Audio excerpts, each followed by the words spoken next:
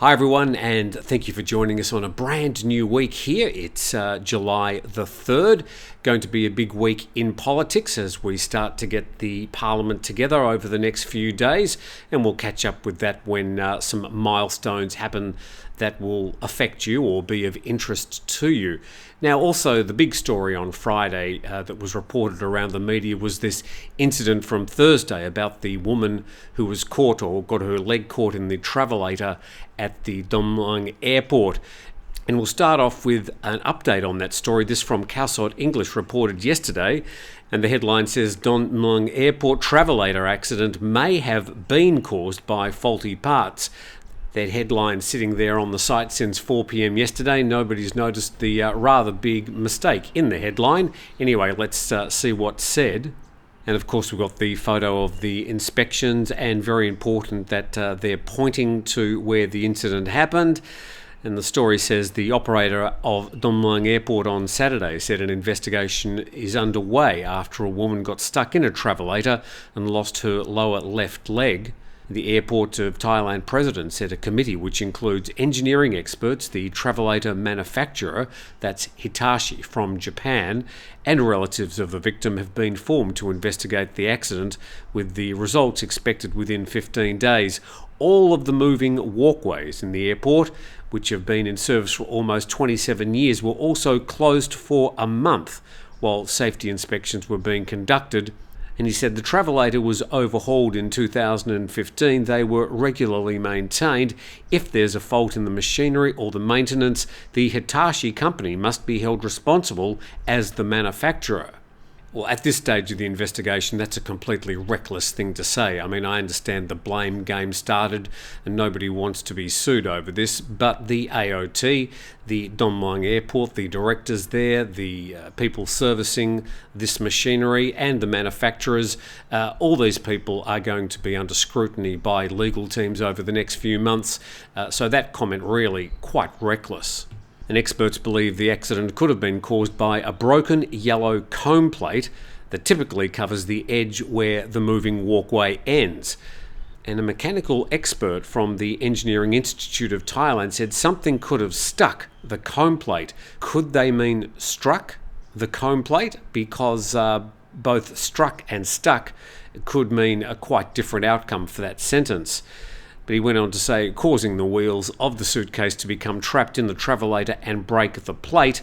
The debris could have fallen into the mechanism and lifted up a pallet, opening up a gap wide enough for a leg to slip through.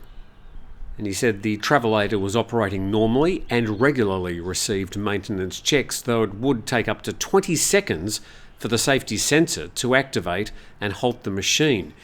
Well, 20 seconds is a long time. I'd like to think that the safety sensor would operate immediately.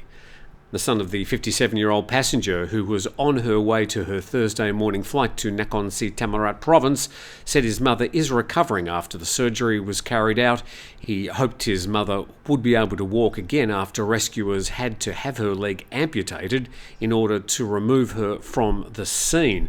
Well, obviously with some sort of prosthetic device. He said, "My mother recovered from the first round of surgery, which went seemingly well. Her heart is getting stronger. She told me she will keep fighting. She'll be able to walk again." My mother said she was walking normally, but when she reached the end of the travelator, one of the pallets collapsed and trapped my mother's leg underneath it. She saw it took quite some time until the rescuers arrived. If help came early, my mother would not have lost her leg. And every second that she stuck in the machine was the most painful moment of her life. When they use that word pallet, are they talking about one of the full walkways, one of the full stairs? I suppose that's what they're talking about. Let's check some other coverage, and we go to thepatianews.com. And it says, update, amputation incident on moving walkway at Bangkok Airport may have been due to a falling object. And the Engineer Institute of Thailand said the moving walkway accident at the Don Mueang International Airport might have been caused by a sudden falling object. The airport maintenance report of the walkways being confirmed and checked. The moving walkway was tested daily before service. It's unlikely that poor maintenance could have been the cause of the accident. And the engineer said there might have been some object falling into the end of the device and causing a gap at the end. A luggage wheel got stuck in the gap before the woman fell, and the gap trapped the passenger's leg. And the AOT have said they're going to make sure the investigation's completed within 15 days. Pretty important to make sure that people can have confidence in these travelators. Seems to me to be some sort of design fault where this could even possibly happen. And so I'm not sure how they can improve the design of these machines, but these machines have been in operation for 27 years. And maybe the time that they've been installed and the amount of time they've been used might figure in that investigation as well. Now, over the weekend, there was some big problems if people were trying to pay with their phone. I pay almost exclusively on my phone these days, so much so that I rarely carry cash in my pocket, which proved to be a bit of a problem for me over the weekend and a lot of others. The PatiaNews.com says the Bangkok Bank mobile app continues to have widespread issues frustrating customers. As we'll find out later, it wasn't just customers from Bangkok Bank, it was customers from other banks as well. Did it affect you? And this is the screen that we were faced with on our phone. It said service is unavailable. Due to current high volume of access, some customers may have difficulty making transactions or logging in. Normal service will resume shortly. We apologise for any inconvenience caused. Well, when they say resume shortly, they meant pretty much the whole weekend. And the issue began on July the 1st, that's on Friday, in which many users continually reported being unable to connect and getting a picture of a lady bowing and apologising for the inconvenience instead. This caused people to be unable to transfer money or pay for goods and services on a busy weekend with many people travelling. Bangkok Bank apologised for the issue and said it was a communication failure between devices that they were working on. However, an in-depth explanation or solid ETA on when it would be fixed was not provided.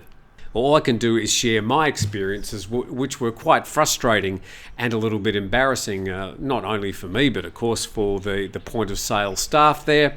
I went to pay my bill and it's not working, and they're sort of trying to say, "I'll check your Wi-Fi," and they'd also had other problems with other customers. They said, "Look, you'll have to go to an ATM." So I had to go to an ATM. As it happened, the first cafe I was at was about a good 1.5 kilometres from an ATM. So about 20 minutes later, I came back, paid my bill. I took a bit of extra cash out, thinking that this is going to happen again. And it happened another time before, but at that time, we eventually got it to work after just me continually trying to log on and eventually having success. So it was one of those intermittent, frustrating problems. Let's go on with the story. Bangkok Bank representatives say they're continuing to look into the issue and thanked their customers for their patience while apologising for the inconvenience. And NationThailand.com says that Promt Pay glitch blamed for latest collapse of mobile banking apps.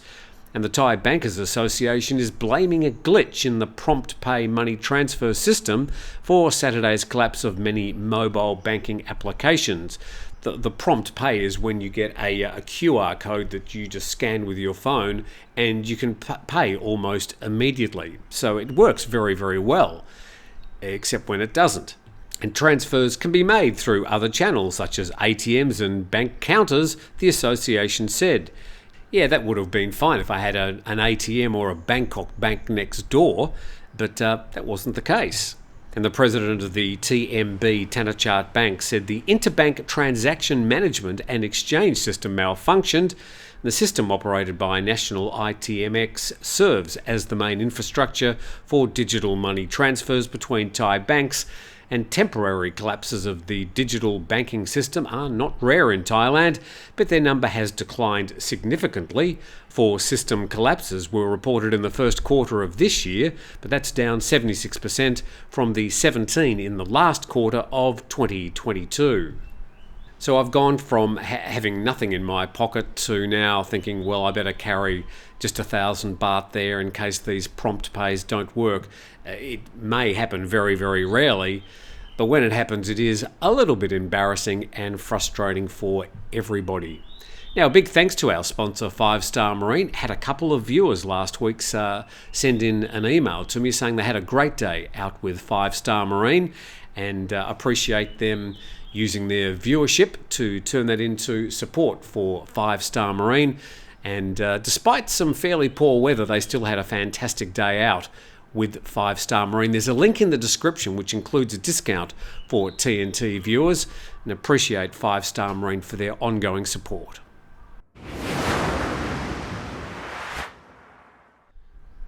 Checking in now with BangkokPost.com and their story. This is going to get a few feathers ruffled, I'm sure. Monkeypox cases leapt in June. The health authorities say the number of monkeypox cases in Thailand soared last month and warned men who have sex with men to take precautions as new cases have been spreading among them. And the Director General of Thailand's DDC said yesterday that the country had its first case of monkeypox in July last year, and a further 91 cases have now been recorded. He said last month alone there were as many as 48 new cases, about 2.3 times the 21 new cases in May. The 48 new cases were all men who had sex with men, and 22, or nearly 46% of them, had records of HIV infection.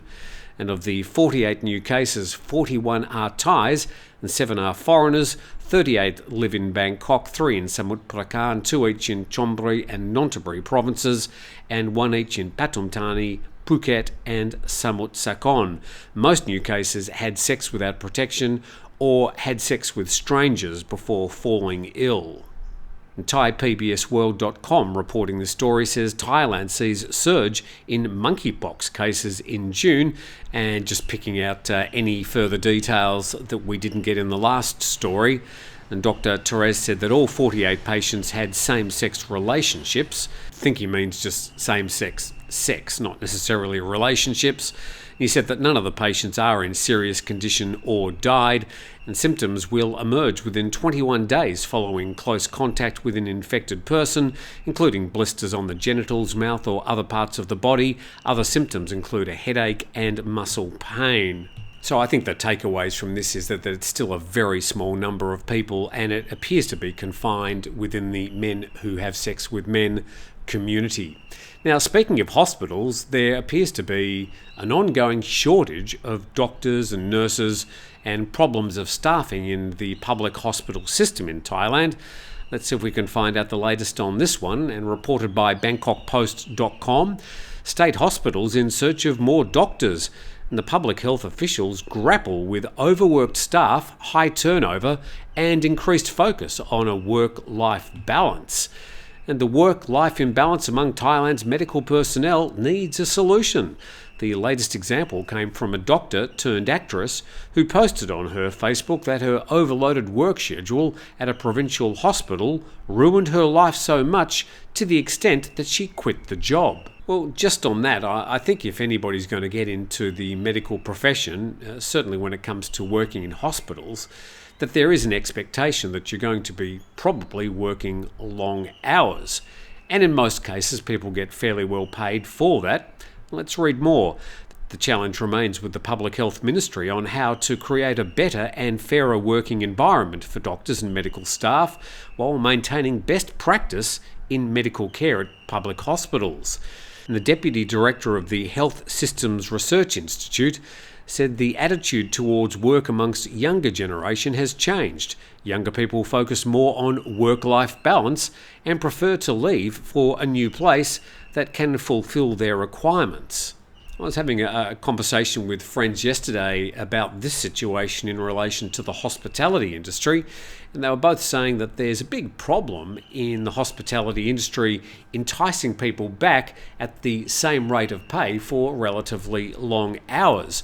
So there seems to have been some sort of brain shift in the younger generation of Thai workers. They're expecting more, they want more time off, they want a work-life balance. Is this coming from social media? Did COVID-19 give them a chance to reflect on what they want in life? There's certainly been a change in the expectations of the younger generation when it comes to work. Moreover, doctors think the income they earn in state-owned hospitals is not sufficient reward for the heavy workload. An average salary for a general doctor in a state hospital is around 50,000 baht, but they can get double that in a private hospital. And when asked about the shortage of doctors, she said increasing earnings, improving welfare and guarantees of career progress will help attract more doctors to stay with government hospitals. According to the ministry, there are 60,000 doctors nationwide, and nearly 25,000 of whom are working under the ministry. And the ratio of doctors to patients currently stands, this is in Thailand, at around 10 doctors per 10,000 people compared to 25 per 10,000 in Singapore, Japan and South Korea, and 30 to 10,000 in the UK. And a coordinator of the Thai Frontline Physicians Union said she was upset about the ministry's slow progress in dealing with overworked doctors and medical staff. She said she worked 120 hours per week. Well, that's a pretty solid workload. When she worked for a government-run hospital, now she works for a private hospital where she gets paid a higher salary and works about 40 hours per week. I don't really think it's quite as cut and dried as that. It's not sort of public versus private. I know a lot of doctors and nurses that work in both systems. They may work a certain number of hours at one hospital and then they go over to a private hospital and do some hours there as well. And I think a lot of this is an overflow from what was happening during COVID, when obviously there was a lot more impact on the public hospital system here in Thailand. And ultimately it will be up to the incoming Ministry of the Public Health Department to try and solve these problems. Now, apropos of nothing in particular, I noticed a sign when I was walking around a shopping centre the other day looking for something to eat, and there was a big display sign out the front of Santa Fe restaurants. Not a place I necessarily frequent, but the sign did catch my attention. Here we go. Oh dear. Chicken smoked steak with Hershey's chocolate sauce. Now, I'm not going to get into the whole which chocolate is the best, but the whole idea of milk chocolate drizzled over a smoked chicken steak sounds pretty awful to me, but there it was. For 189 baht, you can enjoy a chicken steak with Hershey's chocolate drizzled all over it. So it got a big no from me. I did a post on my Facebook page and most people agreed with me. So I just don't see how those two things go together. But good luck to Santa Fe if they can get some customers coming in trying that one. I suppose I should go in and do a taste test. No, I think I'll leave that to somebody else. Now, moving on to our next story now. From BangkokPost.com, reports that fresh water shortage hits Samui. And Koh Samui is facing a shortage of fresh water due to a lack of rainfall and increased water demand. The story says the island only has enough local freshwater supplies for residents for just 30 days. And the shortage has also affected tourism businesses on the island.